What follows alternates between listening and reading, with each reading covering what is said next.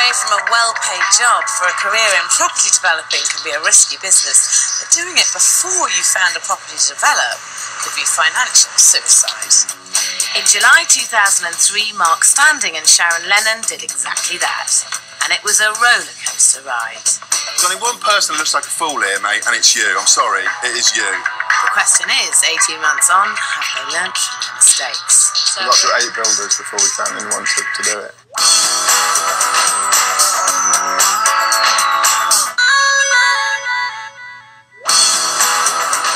This week I'm in Winchmore Hill, North London, to meet first-time developers Sharon Lennon and Mark Standing. After years designing shop and bar interiors, Mark and Sharon hope their eye for detailed design will help them make money developing property. The reason we gave up our jobs was basic quality of life up against sort of what we wanted to do. We wanted to do our own designs and be in control of our own time. The jobs we were in were very long hours, a lot of travelling, and just the pace, it never seemed to sort of give up really. Mark and Sharon have taken out a large business loan to pay for creating a fantastic modern family home from this tired Edwardian house. Did you spend a long time looking for a house like this? A reasonable amount of time, yeah. We didn't start our little business till the end of last year, but we had been looking for properties before that time. Since about May. So this is probably about the 3rd or 4th we'd had a look at. The others just didn't really stack up. Sharon gave up full-time work a year before they finally managed to buy their first property, and Mark 6 months later. But now they've got it, Mark and Sharon want this place modernised and back on the market in 3 months. And it's a massive job. It needs complete redecoration, replacing the central heating, the bathroom and shower room, building a large extension onto the back to make the kitchen bigger, and sorting out the back garden. So how much did you buy this house for? $375. And how much are you planning on spending doing it up? We're planning on spending around about 40, between 40 and 45. Obviously, the nearer to 40 we can keep it, the more profit we make. And what do you hope to sell it for? We hope to sell it for about 500,000. Which would give them a fantastic return for a first business venture. Mark and Sharon bought the house for £375,000. Their budget is £40,600. They intend to sell the house for £500,000, which would earn them about £85,000 before legal fees and tax. How much are other houses around this area of this sort of size selling at the moment for? You probably know slightly more. 485, 475. We've got it's a 5-bedroom house at the moment, so there's quite a few 3 bedrooms around and 4 bedrooms and 5. So we're looking to go sort of push it up towards the 500 mark. That's our aim. So what makes you think that you're going to get £15,000 more? Because it'll be the best house in this street by quite a large margin. People in this country now, their expectations are getting higher and higher. From the hotels they go to, the bars, the shops, everything. So we're going to deliver as much as we can of their kind of design dream. Mark and Sharon have certainly got their work cut out.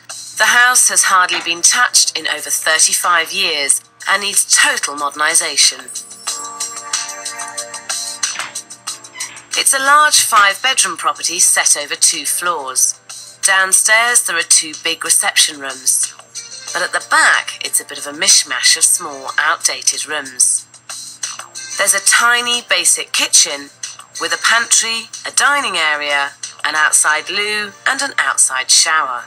Upstairs, at the back of the house, there are 2 small bedrooms, together with a bathroom and a separate loo. At the front, there's 3 more bedrooms, 2 really good-sized and 1 smaller double. But Mark and Sharon are convinced they can improve the layout. They want to move the bathroom from the back of the property to the front. That means, though, there'll still only be 1 bathroom in this top-spec 5-bedroom house. If this is the master bedroom, then which bathroom will it use? The only bathroom? The only bathroom, yeah. Because with a house of this size and this stature, and it's a grand big house, it really would benefit having an ensuite bathroom for the master bedroom.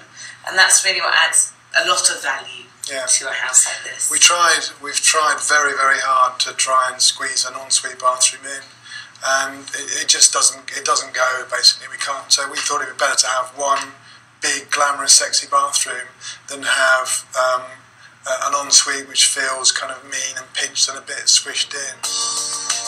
I think this is a mistake. Mark and Sharon could easily fit in an ensuite without spoiling the main room. So this is the bedroom behind that master bedroom at the front. Now I know that you were saying that you can only fit one bathroom in. I wonder whether you couldn't knock a doorway through here and have a shower room, ensuite shower room here for the master bedroom. Then you put a wall here. It's actually a really good size, perfectly good size double bedroom. So you're saying access from the room at the front uses this space here? I'm happy to have another look at it. I'm sceptical as to whether we'll end up with the room that we end up with, after we've done it, is going to, be big enough and be worth the sacrifice. At the back, they're knocking the corridor, the old bathroom, the loo, and the back bedroom together to make one good-sized room. But it's going to be a very odd shape. Until we actually sort of strip it all out, we're still not quite sure how we'll plan it, because we've got windows at lots of different levels in this room. But it's a south-facing garden, and we just thought if you come in, you've got a nice big, bright room at the back of the house. Maybe it's the kids' bedroom or something. So that's really the plan. Yeah, so it's you a haven't got a proper double bedroom. pokey space. I actually think you'll find that the space here with the bathroom and this loo, once you've knocked the walls down, it's not actually going to be that much smaller a room than the bathroom at the front of the house. And if you had this as a bathroom, you'd end up with 3 bedrooms there, one with an ensuite, 2 little children's bedrooms here, and a family bathroom. And a 5-bedroom, 2-bathroom house has got to be worth more money than a 4-bedroom, 1-bathroom house. We tried very, very hard to make the bathroom work at this end of the house. Obviously, with all the plumbing here with the existing bathroom, it seemed like the logical thing to do. But we didn't think we could make it work. Property developing is about minimum investment for maximum return. And I think Mark and Sharon are doing a lot of work here that isn't necessary and will cost them money. Before knocking rooms together like this, you need to be really clear what you're going to gain. Mark and Sharon will create an odd-shaped room with windows at different heights, and it's going to take all their design skills to make it work.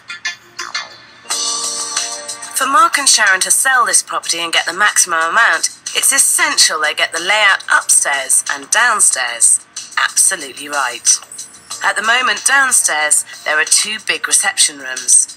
The front one needs decoration, but not much else. At the back, they've got fantastic design plans, which will make this property stand out. Mark and Sharon are knocking through from the 2nd reception room into the kitchen, and it doesn't stop there. The old kitchen, pantry, downstairs loo, shower and dining area are all going. They're building a large extension, and this entire area will house the spectacular new kitchen diner. They're also planning a downstairs loo, which is a really good selling point in a big family house like this. We're putting some steels in as well, so we don't have a column in the space. Keep it very open plan so they can put their furniture wherever they want. No, I'd certainly agree. I think if you're going to open it, you're going to knock through the shower and out there and have this fantastic extension you want to properly knocked through. Yeah. But all these plans will come at a price. They intend to spend £10,600 on all the building works, including the plastering. Plumbing costs will total £7,500, which includes labour, a new central heating system and a new bathroom suite. They've allocated £4,500 for the decorating, £4,500 for the new wood floors and carpeting. On top of this, they've budgeted £5,000 for the electrics and lighting, £1,500 for tiling the splashbacks and floors, £1,000 for the doors and other sundries, £500 for repairing the roof, £500 for the garden, and £5,000 for fitting the new kitchen.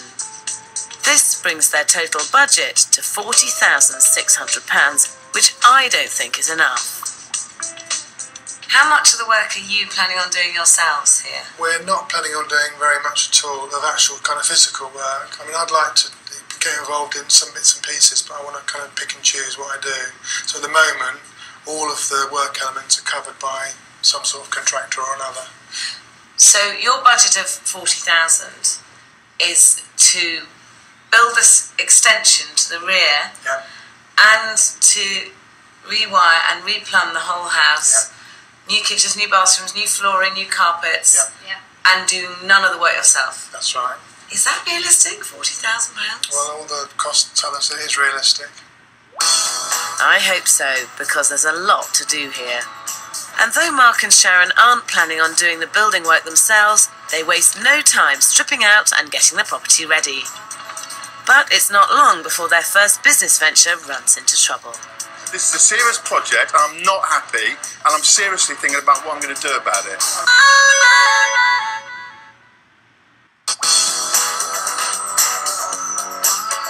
In July 2003, Mark Standing and Sharon Lennon bought this very tired property in North London, intending to gut it and modernise it in just 12 weeks. They've given up their full-time design jobs, set up their own development company, invested £40,000 of their savings, and borrowed £380,000 to make it happen.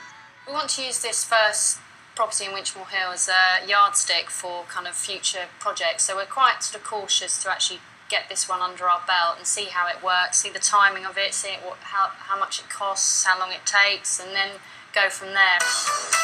Mark and Sharon's budget is just over £40,000 to renovate the entire property, but I don't think this will pay for everything they've got planned. As well as the decorating, plumbing, heating and flooring, they're intending to create a massive new kitchen by knocking together the old kitchen, pantry, loo, shower, dining room and building an extension. But all this doesn't leave much cash for anything else. How much is your garden budget? Have you got a lot of money to spend on We've it? only basically put about 500 quid into the budget just to tidy it up, really. So 500 quid for a £500,000 house in a garden this size? The main reason someone's going to buy this house is because it's a big family house with a big garden, and it's a major feature, and I think that's an amazingly small amount of money to spend. To be honest, if once we've mown the lawn and we've tried sort of the basic tidy up, if we don't think it's sufficient, and we think if we spend another £1,000, £1,500, and as long as we think we'll get it back on the sale price, then we'll do it. I think Mark and Sharon are making a mistake. When property developing, it's essential not to leave the garden as an afterthought, because getting it right can add value and help you sell. We thought very sort of long and hard about a lot of Sarah's advice. Some of it I think is good. The ensuite was something which we'd obviously thought about before ourselves, but really couldn't figure out a way of getting it in. But we're still discussing it, really. Ensuites can add value and will make a big difference in making your property stand out, and many people do expect them. I'd recommend putting one in if you've got the room, especially in a top-end property like Mark and Sharon's. Ensuites don't have to be big, but the smaller they are, the cleverer you will need to be with a space. Using mirrors, light colours and simple unfussy finishes will make a small room feel bigger. Using different flooring from the main room helps define the space. One way to keep the master bedroom size is to build the ensuite in the room next door. Mark and Sharon could easily do this. They'd keep the look and still fit the ensuite in. It's week 2 of Mark and Sharon's development, but the pressure is on to get as much preparation done as possible. It's a bit of a busy week this week because we're going on holiday at the end of the week. It was planned since last year. It's actually Mark's 40th. Although Mark's project managing this development, one of the most important elements of this build, the kitchen extension, will happen while he's away. That includes fitting the huge steel beams to take the weight of the entire back wall, which he's leaving in the hands of Ken, the builder. As long as you come back, all the steel work should be in. And hopefully I'll be a fan. It's the most exciting bit. I'm really upset I'm missing it, to be honest. Getting this part of the job right is absolutely crucial, because when the beams are fitted, the entire back wall of the house has to be supported. Well, it all seems to be going very well so far. There's no nicer sight than seeing lots of men shoveling lots of muck. If the whole project goes as well as this, we'll be very happy. It's now the end of week 2, and Mark and Sharon are leaving tomorrow morning for their 2-week holiday in Spain.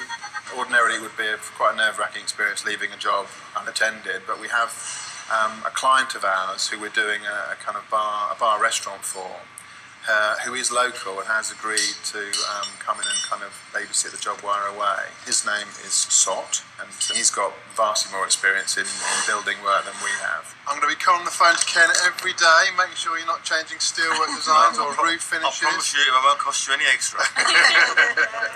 Look after it for us. Don't worry. Have a lovely time. Thanks. See you soon. See you later. Take care. Bye. But the very next day, Sot visits the site to take charge and immediately starts trying to change Mark's carefully laid plans. We were discussing the roof, and Sot just mentioned how nice it may be to see a sloping roof rather than a flat roof carrying through. Does Mark know what one is at the moment? Well, he wants to keep the ceiling running through, so Brickwork on the outside. instructions from Mark at the moment is that he would like to see it run through level. I suppose either one would be just as good, but at the moment I'm sticking to the instructions to run the ceiling through at the same level as the existing kitchen ceiling. Have you got all your stills for this now? Coming Thursday. Lovely. Yeah. It's now week 3 of the development, and the steels for the extension have arrived. In order to take the weight of the back wall, Ken needs to use a deeper steel beam than originally planned, and it can't be hidden between the ceiling of the kitchen and the floor of the room above. So it either needs to stick up through the bedroom floor or down into the kitchen ceiling below. With Mark's obsession for detail, Ken knows he has to get everything exactly right. And he's pretty sure that Mark won't want it hanging down in the new kitchen ceiling. This is Mark and Sharon's holiday report.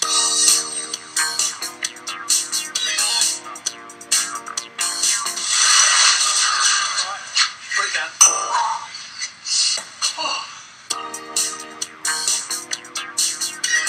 Hi Sharon, it's Sot.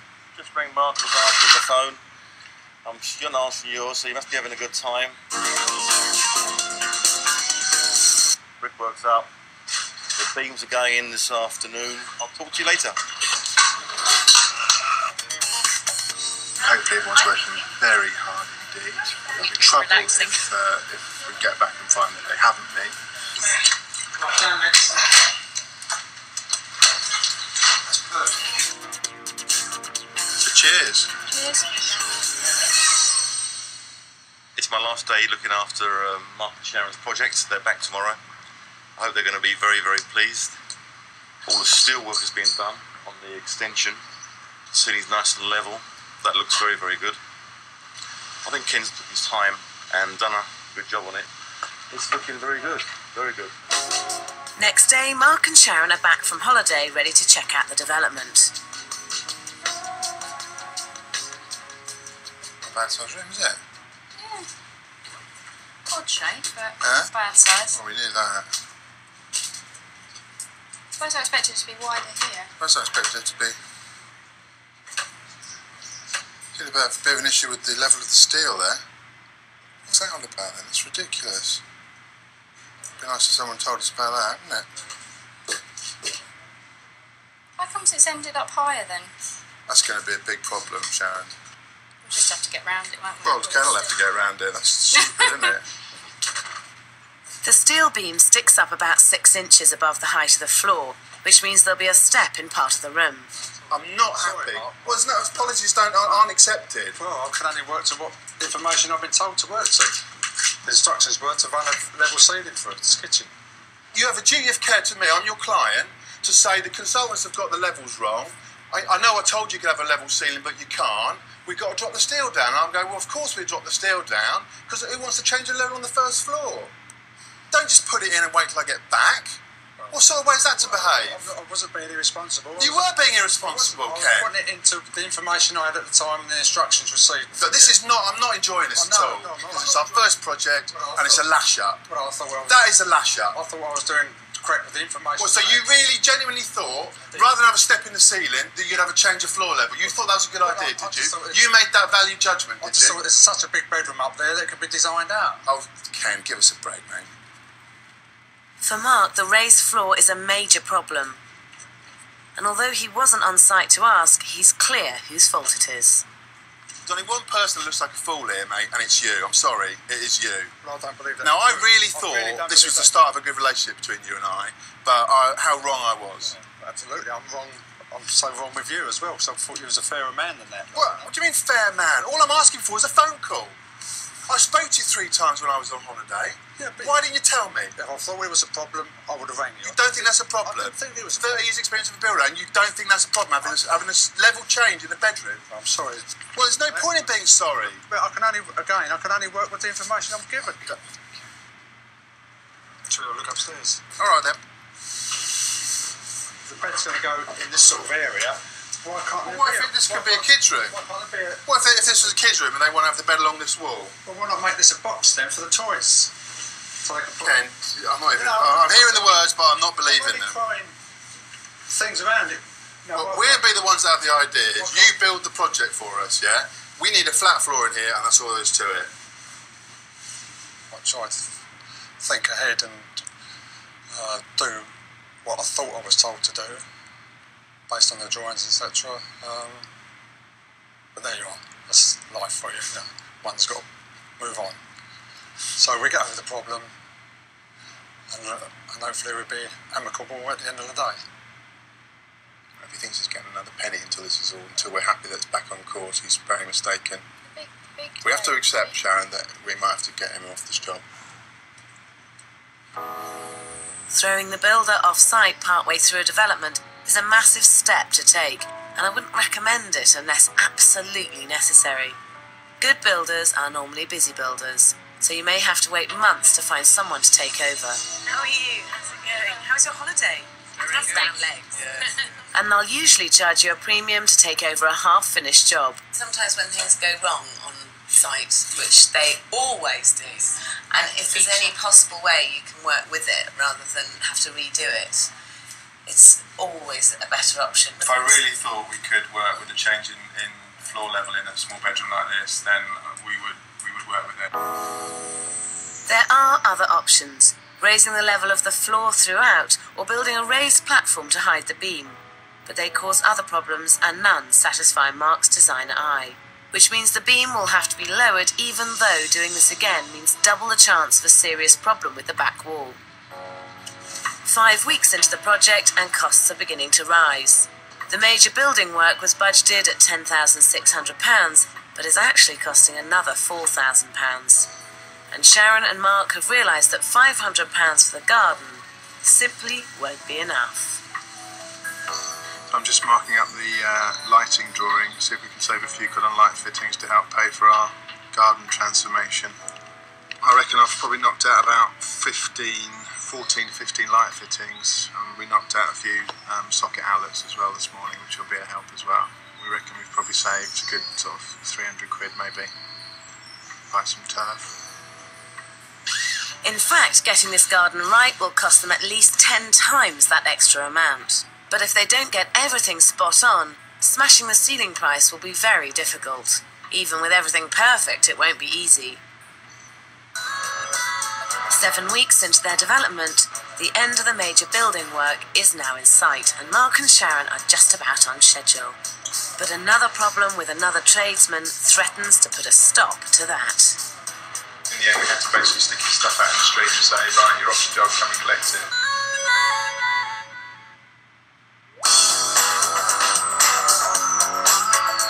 2 years ago, Mark Standing and Sharon Lennon gave up full-time, highly paid jobs designing shops and bars to turn this rundown property in Winchmore Hill, North London, into a £500,000 home.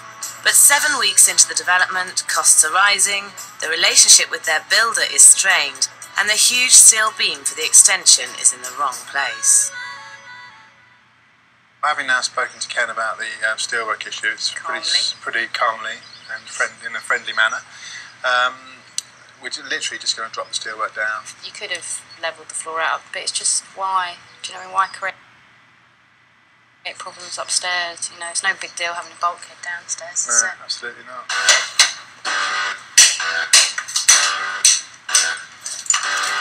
Today we're starting to lower the steels as required by client. It would probably take about 2 to 3 days to complete, from start to finish, which basically what I estimated it once I found out the problem.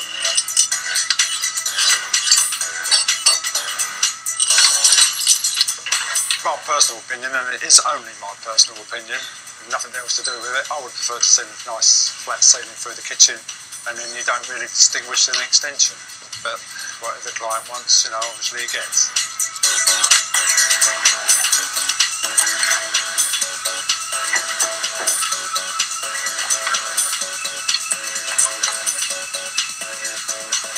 Hopefully we've achieved all his desires. So there you are, job done. Mark is the project manager on this job, and going away on holiday at the most crucial time has undoubtedly caused problems. If he'd been here, there's no way the beam would have gone in wrong. Luckily for him, Ken's agreed to cover all the costs, though lowering the beam is a major hassle they all could have done without. 3 days and 6 inches later, hopefully the problem's been resolved. Yeah, that's better, isn't it? Yeah, that's loads better, isn't it? Yeah, we're very happy with that. That makes the room much more flexible again. I mean, it's of all the rooms in the house, it was, by far and away the kind of most awkward shaped anyway. Lots of choice, really. Yeah, very happy with that. Yeah. It's now week 9 of the development, and although the major building work's been completed on schedule, it's not on budget. With costs rising, Mark and Sharon are doing exactly the right thing and trying to find ways of making savings. What areas have you cut back on your costs then? We've done things like reduce the number of light fittings that we'd originally costed in. We've reduced the number of socket outlets with the electricians. We're sanding the 2 floors in the 2 reception rooms, which is quite a big saving because we'd originally had in the budget to put a timber floor down in there. So do you think that not having those extra bits and pieces in the house, which are going to give it that very luxurious feel, will affect the end value of the property and the end feel of it? If the place is properly lit, it's properly lit. You don't go, ooh, they've skimped on a few Wouldn't light it be better if fittings. they'd put 3 more light fittings in? But I take your point entirely, but I think we've been quite careful about the things, that we have cut back on. Mark and Sharon are hoping their eye for detail and design will sell this property, but I'm not convinced all their ideas are right. And what about the layout? How many units are you planning on having? I don't know. It's sort of a long L shape, isn't it? Yeah, And then basically we've got we're island trying units. to get maybe some long, sort of quite wide draw units to do away with the kind of, the regimented 600 modules. We're also thinking about having an island unit. No! Yes! Why are you going to have an island unit? So the thing about island units is that it lessens your flexibility. So if somebody did want to have a great big party and put a table right the way down the kitchen, they couldn't because they can't move the island unit. Should we really be designing a kitchen for the 1 day or 2 days a year where you want to clear everything out and have a sort of 20-foot table? I mean, we're both big believers in the island unit, in the kitchen environment that we've got at Fernley Road with the storage, and all the pluses kind of outweigh the minuses. So I think in this instance we're going to have to agree to disagree.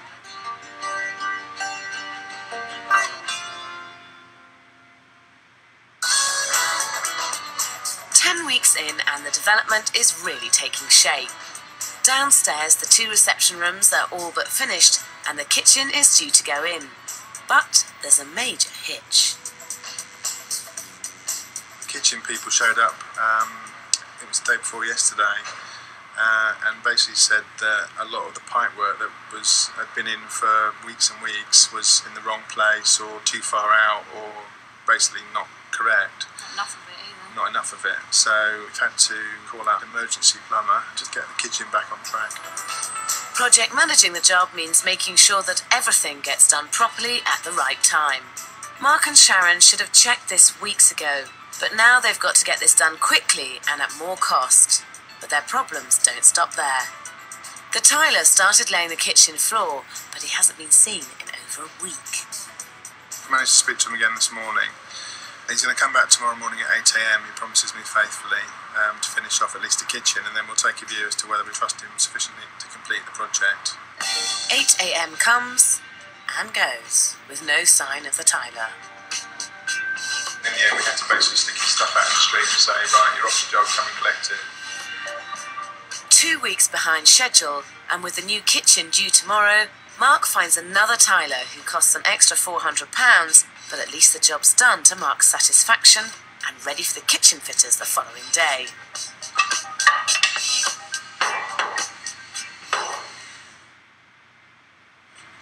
They're convinced the kitchen will sell this property, and it has to be absolutely right.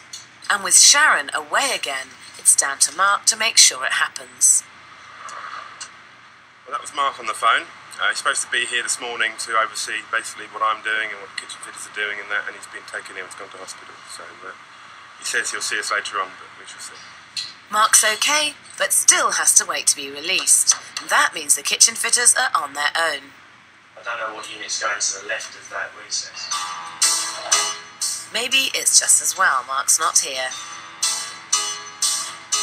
They've sent the wrong legs in. Oh, that cable really needs to be back here.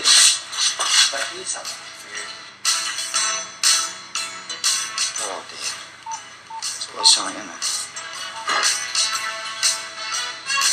We need a minimum gap of 1200. At the moment we've only got sort of 1180. So I really need to gain 22 mil minimum. No, there's no one here today. 7 hours later, the kitchen's just about in and Mark's back from hospital. But is the kitchen up to his high standards?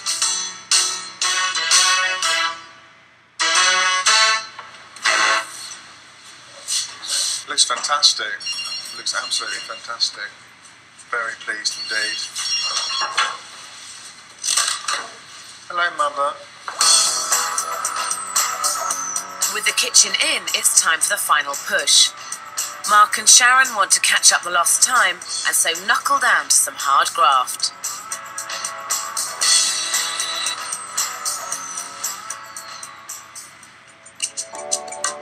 After 15 weeks hard slog, the house is finished. They were hoping to finish in 12, but pretty close to schedule, the work's finally done. And this run-down 5-bedroom property has become a stylish 4-bedroomed modern home. It's been stressful, knackering, but we loved it. We're really proud of what we've done. I think finally when you see it all together, I think we're really pleased. We sat in here last night and it felt like somewhere you could, stick the kettle on and live. Upstairs, the bedrooms at the front of the house are light, airy and beautifully presented. Mark and Sharon's eye for design does make this house feel special. But I think they should have fitted an ensuite. In a big, expensive family house, it will be a real selling feature. Moving the bathroom to the front of the house did cost Mark and Sharon more money than leaving it where it was. But the new look is superb. The 2 basins, large shower and expensive fittings give this room a luxury feel. Mark and Sharon knocked the loo, old bathroom and one of the smaller back bedrooms together into one bigger bedroom. They lost a room in doing so and created a difficult shaped space. It isn't the layout I'd have chosen because I don't think it maximises the potential of the space, but the room they have got looks good. This was the room which looked like it was going to be the worst room in the house on the plan. It was a funny shape, it was an amalgamation of 2 or 3 rooms into one. But actually, now it's done and finished, it's probably the room that I like the most. Funnily enough, I thought this was going to be quite awkward as well, mainly because of the 3 different shaped windows. But if you put different things underneath, it actually balances it out. If this was a completely empty room, it probably still would look slightly awkward. Because you've got the radiator under one and the chest of drawers under another and nothing under the other, it actually balances each of the windows. One of the difficulties in old houses is managing to mix old and new. But in the main reception rooms, Sharon and Mark seem to have pulled it off.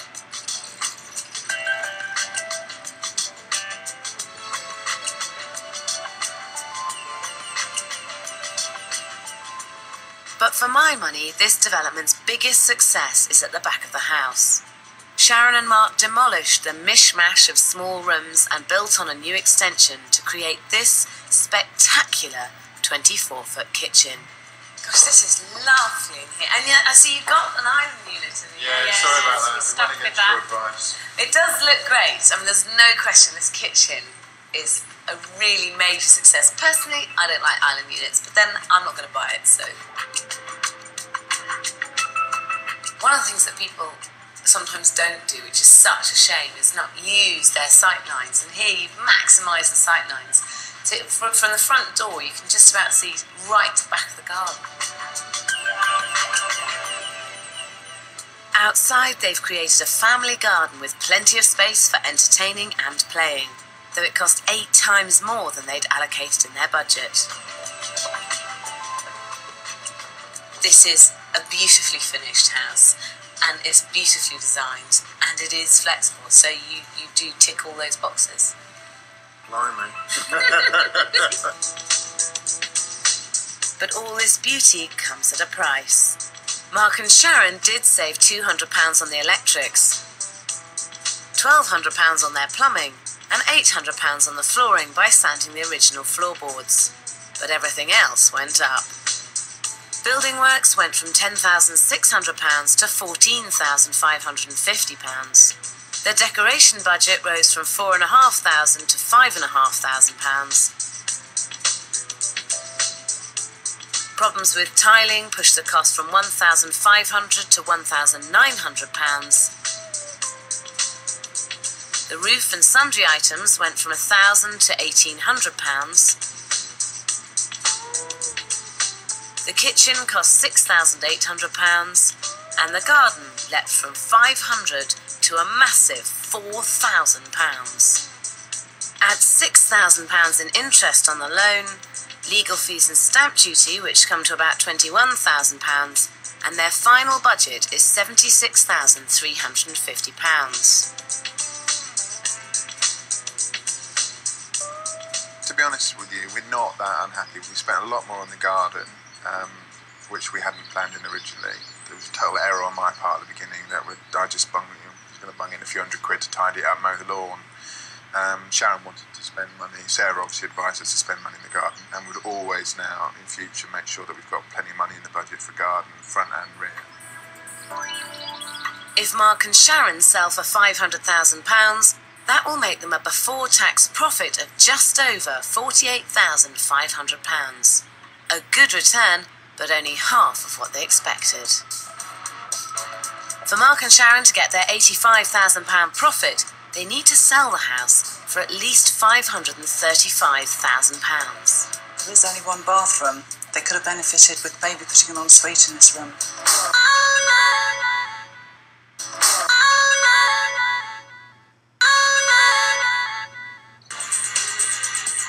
Once they had refurbished their first development in October 2003, Mark and Sharon needed £535,000 to make their hoped-for profit. But what did the estate agents feel was a realistic valuation for this property? Wow, this is just a great family room. Downstairs toilet, absolutely invaluable for families. I feel that it should be placed on the market for £499,999. I value this property in the region of £495,000. I would be prepared to put this property on the market for £525,000. Are you pleased with those valuations? Yeah, I guess so. Yeah, we were aiming for that. You know, that's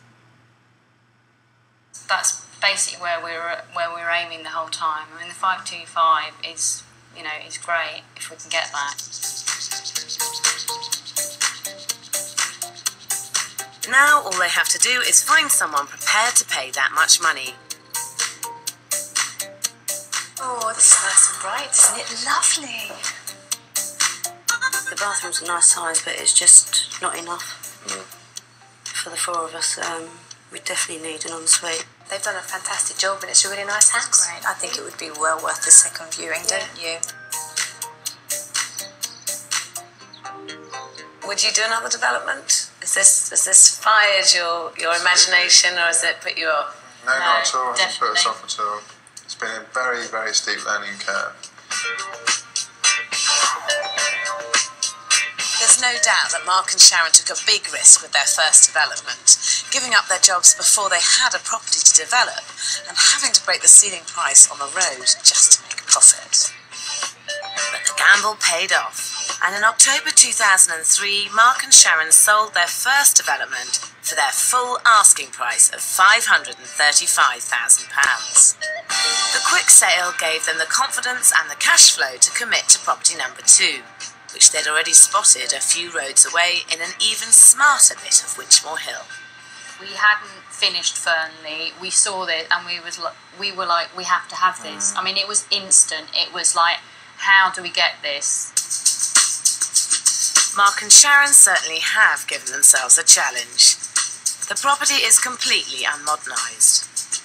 Although for most inexperienced developers, a property like this would be terrifying, Mark and Sharon have already proved their eye for design and style, and if they can get it right again, they'll make some serious money on this development. The potential is unbelievable. From the front it looks like a little 2 up, 2 down, and that's what we thought it was when we first came here. But what it is effectively 2 houses, one behind the other, with a courtyard that links the two. Mark and Sharon's plan is to keep the Victorian facade, but internally the main house and outbuildings will be completely gutted and rebuilt into one jaw-dropping contemporary space. The courtyard will become a double-height atrium with a glass roof. The ground floor will be extended into the back garden to create over 1,000 square feet of open-plan living space. Upstairs they're creating 3 bedrooms, 2 en-suites and a family bathroom. You walk in the door and it's like Alice in Wonderland. It's the last thing you're expecting. But creating Mark and Sharon's look won't come cheap. They bought the house for £375,000. The budget is £200,000, and if they get their £750,000 sale price, they'll walk away with a £175,000 gross profit, minus the fees. But that does mean selling for £300,000 more than the average 3-bedroom house in the area, so it's going to have to be good. But 5 months after buying it, work hasn't even started. Mark and Sharon can't find a builder brave enough to take on such a massive project.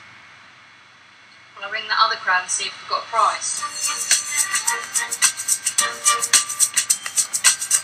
In the end, the delay cost them £8,000 in extra mortgage payments, but eventually in June 2004, work really gets going, using many of the tradesmen they'd found on their first development. Basically all of the people that we got on well with have come straight into this project, and you've got that relationship, and it makes a huge difference, doesn't it? It does, because they know what your standards are, they know what your expectations are. So you're not starting from scratch again every time. They know you won't accept that or you will accept that, and it just makes it easier for everyone. So 11 and 2 metres then, yeah? Perfect. After 11 months of very hard work, this collection of near-derelict buildings has been transformed. In April 2005, I went to check it out, just as Mark and Sharon were putting in the finishing touches. Hi, fine, how are you? This is amazing. You would never believe that all this is behind that little tiny frontage. This is no ordinary development. The old courtyard has become a stunning double-height glass atrium which floods the house with natural light. The original living room has been knocked through to create over 1,000 square feet of open-plan living space over the whole ground floor. Gosh, a gorgeous kitchen. It is really spectacular. How much did it cost? It was just around 12 grand, just over 12 grand. Gosh, so a lot. Yeah, it's quite a lot of money, but there's an awful lot of kitchen for it. It's a big kitchen. I mean, it is beautiful. And if you're going to go for this sort of finish, you need to put this kind of kitchen in to even begin to think about getting the sort of level you need to get to for a return. On their previous development, it was the kitchen that really stole the show. And once again, they've managed to pull off something spectacular. And if you have to have an island unit, this is the amount of space you need to carry it off. The layout of the whole ground floor is beautifully judged, but what really makes this place stand out is Mark and Sharon's attention to detail. Everything about this house is bespoke, from the oak and steel staircase to the one-off sofa and all the bedroom furniture. Whose baby is this project? It's not my baby, it's our baby. It's your baby. It's our baby. It's your baby, isn't it? There's been no expense spared in creating Mark's baby. The staircase, balustrade and glass walkway alone cost a cool £25,000. Leading off the walkway, there are 3 bedrooms, 2 en-suites and a family bathroom. The glass everywhere means all these rooms are filled with light. So up here you've got 3 bedrooms and 3 bathrooms. Yeah. Yep. And did you at any point think that it might be wise to try and get a 4th bedroom? Yes, yeah, we did, of course, yeah.